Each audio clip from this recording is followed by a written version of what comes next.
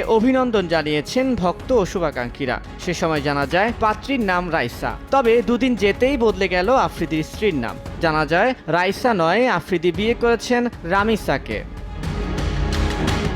রাইসা নাকি রামিসা, আসলে কাকে বিয়ে করেছেন আফ্রিদি? কি সম্পর্ক রাইসা ও রামিসার? এদিকে আফ্রিদির বিয়ের ছবি ভাইরাল হবার পর সোশ্যাল মিডিয়ায় অন্য এক ব্যক্তির সঙ্গেও বিয়ের ছবি সামনে আসে রাইসার। এমন চক্রে পড়ে রীতিমতো তোলপাড় সোশ্যাল মিডিয়ায়। কে যে কাকে বিয়ে করেছেন তা নিয়ে দোটানায় ভক্তরা। জানা যায় রাইসা ও রামিসা যমজ দুই বোন। দেখতেও তারা প্রায় একই রকম। তাদের বাবা বাংলাদেশ জাতীয় ফুটবল দলের সাবেক তারকা লেফট ব্যাক মোহাম্মদ সোহেল আল মাসুম। গণমাধ্যমে যখন প্রকাশ্যে আসে রাইসাকে বিয়ে করেছেন আফ্রিদি, তখন ভুল ভাঙালেন সেই রাইসা।